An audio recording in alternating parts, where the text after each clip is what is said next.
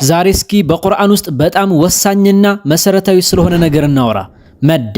በነገራችን ላይ ይህ ጉዳይ በቁርአን ውስጥ በጣም በተደጋጋሚ የሚገኝ ሲሆን ይህ የመድ ምልክት ብቻ በቁርአን ውስጥ ከ5600 ጊዜ በላይ ተቀምጦ እናገኘዋለን። ይህ እንግዲህ የተለየ ምልክት የማይደረግባቸውን የመድ አይነቶችን ሳይጨምር ማለት ነው።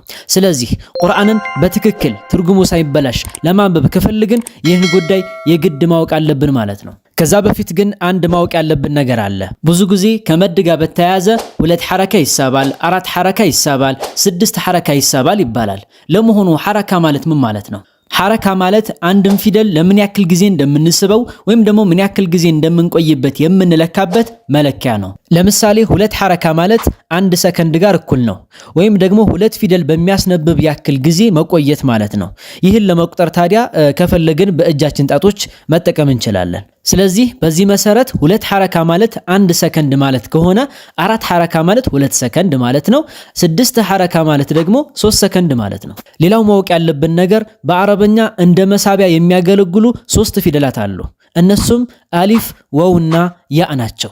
እነዚህም ረጅም አናባቢዎች ወይም ደግሞ ሁሩፉል መድ ተብለው ይጠራሉ። አሊፍ ፊደል አ የሚል ድምጽ ሲሰጠን፣ ዋው ፊደል ደግሞ ኡ የሚል ድምጽ ይሰጠናል። ያ ፊደል ደግሞ ኢ የሚል ድምጽ ይሰጠናል። ለምሳሌ ኪታብ የሚለው ቃል ላይ አሊፍ መድ እናገኛለን። ስለዚህ ኪታብ ብለን እንስባለን። ዘቡር የሚለው ቃል ላይ ዋው መድ እናገኛለን። ስለዚህ ዘቡር ብለን እንስባለን። ሰሚዕ የሚለው ቃል ላይ ያ መድ እናገኛለን። ስለዚህ ሰሚዕ ብለን እንስባለን ማለት ነው። እዚህ ላይ ታዲያ አንዴ ብናስተውል እነዚህ 3ቱ ፊደላት አንድ የሚያመሳስላቸው ነገር አለ። እሱም ምንድነው? 3ቱም ምንም ምልክት የላቸውም። ኪታብ፣ ዘቡር፣ ሰሚዕ የሚሉት ቃላቶች ላይ አሊፍም ዋውም ያም ምንም ምልክት የላቸውም። ነገር ግን ደግሞ አንድም ያለያያቸው ነገር አለ። ከነሱ ቀድሞ ያለው ፊደል ያለው ሐረካ። ለምሳሌ ከአሊፍ ቀድሞ ያለው ሐረካ ፈትሐ ሲሆን ከዋው ቀድሞ ያለው ሐረካ ضማ ነው። ከያ ቀድሞ ያለው ሐረካ ደግሞ ከስራ ነው። ስለዚህ ምን ማለት ነው? እነዚህ ፊደላት እንደ መሳቢያ የሚያገለግሉት በዚህ መልኩ ምንም ምልክት ወይም ሐረካ ሳይኖራቸው ከነሱ ቀድሞ ያለው ፊደል ደግሞ በዚህ መልኩ ሐረካው ተቀምጦ ሲመጣ ነው። ምን ማለት ነው? ከአሊፍ ቀድሞ ፈትሐ ሲመጣ፣ ከዋው ቀድሞ ضማ ሲመጣ፣ ከያ ቀድሞ ደግሞ ከስራ ሲመጣ ብቻ ነው የመድ ፊደል የሚሆኑት ማለት ነው። ከዚህ ውጭ ከመጡ ግን የመድ ፊደል ተብለው አይጠሩም። የዛኔም ደግሞ አንስባቸውም ማለት ነው። ወደ ሐሳባችን ስንመለስ በጥቅሉ 2 አይነት የመድ አይነት አለ። አንደኛው መሰረታዊ ወይም ተፈጥሯዊ መድ ሲሆን በአረብኛ መድ ጠብዒ ተብሎ ይጠራል። ሁለተኛው ደግሞ ቅርንጫፋዊ መድ ሲሆን በአረበኛ መድ አልፈርዒ ተብሎ ይጠራል። ሁለቱንም ቀላል በሆነ መልኩ ከነምሳሌያቸው የምናይ ይሆናል። የመጀመሪያውን እንመልከት። መሰረታዊ ወይም ተፈጥሯዊ መድ መድ ጠብዒ። ይህ አይነቱ የመድ አይነት የሚፈጠረው በአጭሩ ከነዚህ ከ3ቱ የመድ ፊደላት ቀጥሎ ሐምዛ ወይም ሸዳ የሌለ ጊዜ ነው። በሌላ አገላለጽ ከነዚህ የመድ ፊደላት ቀጥሎ ሐምዛ ወይም ሸዳ ከሌለ መድ ጠብዒ ይባላል ማለት ነው። ይህ አይነቱ የመድ አይነት የሚሳበው 2 ሐረካ ብቻ ነው። ከዛ በላይ መሳብ አይፈቀድም። ለምሳሌ ቃለ፣ የቁሉ፣ ቂለ፣ ሓለ፣ የሑሉ፣ ወሒለ። እዚህ ላይ እንደምናስተውለው ከነዚህ የመድ ፊደላት ቀጥሎ ሐምዛ ወይም ሸዳ ስላልመጣ 2 ሐረካ ብቻ እንስባለን። ሌላ ምሳሌ ወረአይተ ናሰ የድኹሉነ ፊ ዲኒላሂ አፍዋጃ። እስኪ ይህን አንቀጽ ደግሞ እናንተ ሞክሩ።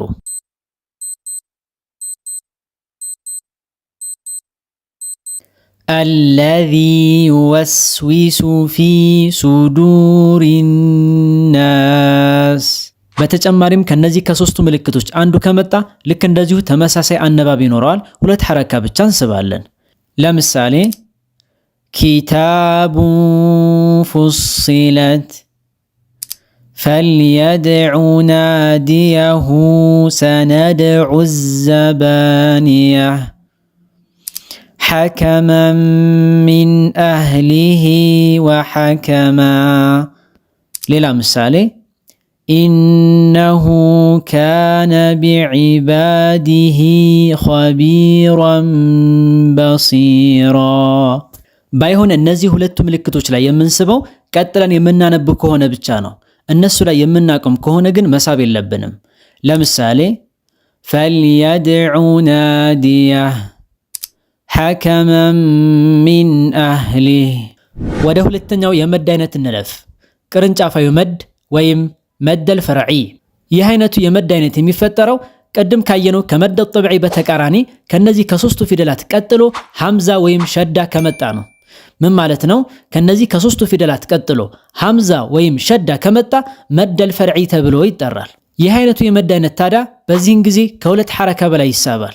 ታዲያ ቁርአን ላይ ይህን አይነቱን የመድ አይነት ከቅድሙ የመድ አይነት ለመለየት ሲባል በብዛት ይችን የመድ ምልክት ከነዚህ ከሶስቱ የመድ ፊደላቶች ከላይ ተቀምጣ እናገኛታለን። ስለዚህ በአጭሩ ይችን የመድ ምልክት በምናገኝበት ጊዜ ከሁለት ሐረካ በላይ መሳብ እንችላለን ማለት ነው።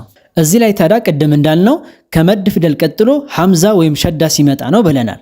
ታዲያ ከመድ ፊደል ቀጥሎ ሐምዛ ከመጣ ሁለት አይነት የመድ አይነት ሲኖር ከመድ ፊደል ቀጥሎ ደግሞ ሸዳ ከመጣ አንድ የመድ አይነት ይኖራል። እስኪ አጠር ባለመልኩ እያንዳንዳቸውን በምሳሌ እንመልከት። እንግዲህ ከመድ ፊደል ቀጥሎ ሐምዛ ሲመጣ ሁለት አይነት የመድ አይነት አለ። አንደኛው የመድ ፊደሉና ሐምዛ ሁለቱም በአንድ ቃል ላይ ሲመጡ ነው። ምን ማለት ነው? የመድ ፊደል መጥቶ ከሱ ቀጥሎ ሐምዛ መጥቷል። ነገር ግን ሁለቱም በአንድ ቃል ላይ ነው በዚህ መልኩ በተከታታይ የመጡት። የዚህን ጊዜ አራት ወይም ደግሞ አምስት ሐረካ መሳብ ግዴታ ይሆናል።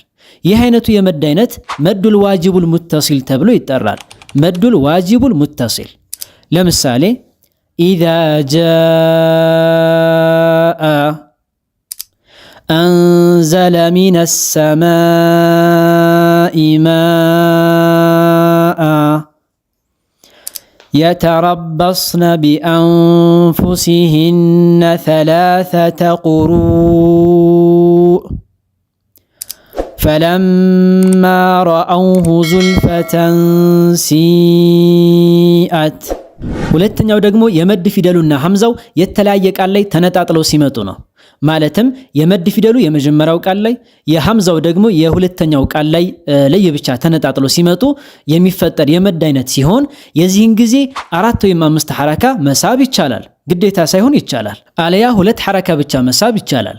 ይህ አይነቱ የመድ አይነት መዱል ጃኢዙል ሙንፈሲል ይባላል። መዱል ጃኢዙል ሙንፈሲል። ለምሳሌ ኢና አዕጠይናከ ወቱቡ ኢለላህ ወፊ አንፉሲኩም። እነዚህ ቦታዎች ላይ ሁለት ሐረካ ብቻ መሳብ እንችላለን። ኢና አዕጠይናከ ወቱቡ ኢለላህ ወፊ አንፉሲኩም።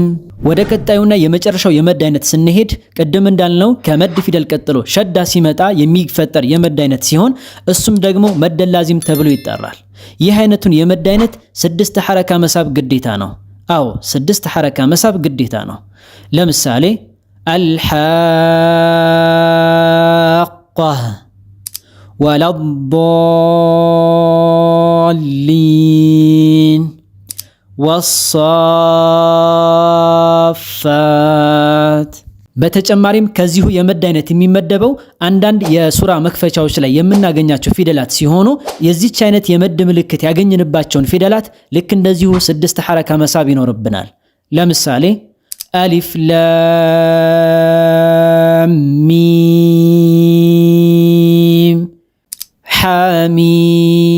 ሐሚም ጣሲም ሚም። ሆኖም እነዚህ የሱራ መክፈቻ ላይ ከምናገኛቸው ፊደላት መካከል ይችን የመድ ምልክት ያላገኝንባቸውን ሁለት ሐረካ ብቻ ነው የምንስበው። ለምሳሌ ጣሃ ከፍ ሃያ ዐይን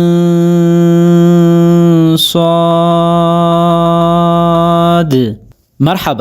በጥቅሉ እንግዲህ ሁለት አይነት የመድ አይነት አለ። አንደኛው የመድ አይነት መሰረታዊ መድ ይባላል ወይም ደግሞ መድ ጠብዒ ማለት ነው። እሱም ከመድ ፊደል ቀጥሎ ሐምዛ ወይም ሸዳ ያልመጣ ጊዜ ነው። ይህ አይነቱን የመድ አይነት ሁለት ሐረካ ብቻ ነው የሚሳበው። ሁለተኛው የመድ አይነት ደግሞ ቅርንጫፋዊ መድ ተብሎ ይጠራል። ይህ አይነቱ የመድ አይነት ለሁለት እንከፍለዋለን። ከመድ ፊደል ቀጥሎ ሐምዛ ሲመጣና ከመድ ፊደል ቀጥሎ ሸዳ ሲመጣ ነው። ከመድ ፊደል ቀጥሎ ሐምዛ ሲመጣ ሁለት አይነት የመድ አይነት አለ። አንደኛው የመድ አይነት የመድ ፊደሉና ሐምዛው ሁለቱም አንድ ቃል ላይ ሲመጡ ሲሆን መዱል ዋጅቡል ሙተሲል ይባላል። 4 ወይም 5 ሐረካ መሳብ ግዴታ ነው። ሁለተኛው ደግሞ ከመድ ፊደል ቀጥሎ ሐምዛ ሲመጣ ሆኖ ነገር ግን ሁለቱም የተለያየ ቃል ላይ ተነጣጥለው ሲመጡ ነው። የዚህን ጊዜ ደግሞ መዱል ጃኢዙል ሙንፈሲል ይባላል። 4 ወይም 5 ሐረካ መሳብ ይቻላል፣ ግዴታ ግን አይደለም። ሁለተኛው ደግሞ ከመድ ፊደል ቀጥሎ ሸዳ ሲመጣ ነው። ይህ አይነቱ የመድ አይነት መዱል ላዚም ተብሎ ይጠራል። 6 ሐረካ መሳብ ግዴታ ነው ማለት ነው። እዚህ ላይ ታዲያ አንድ ማሳሰቢያ አለ። እሱ ምንድነው? ይህ የዛሬው ቪዲዮአችን እንግዲህ ለጀማሪዎች ቀላልና አጭር በሆነ መልኩ በሚገባቸው መልኩ ለማስረዳት የተዘጋጀ እንደመሆኑ መጠን ሁሉንም የተጅዊድ ወይም ደግሞ ሁሉንም የመድ አይነቶችን አላካተተም። ስለዚህ በቀጣይ በሌሎች ቪዲዮዎች ሰፋ አድርገን ዘርዘር ባለ መልኩ ሌሎችንም የመድ አይነቶችን ባካተተ መልኩ የምናይ ነው የሚሆነው። ሌላው እንደተለመደው የአንድ ወር የተጅዊድ ኮርስ ሁለተኛው ዙር ምዝገባ ተጀምሯል። ኮሜንት ላይ በማስቀምጥላችሁ የቴሌግራም አድራሻ ተመዝግባችሁ ኮርሱን መውሰድ ትችላላችሁ። የዛሬው ትምህርታችን እንግዲህ ይህን ይመስል ነበረ። ብዙ ጥቅሞችን እንዳገኛችሁበት ተስፋ አደርጋለሁ።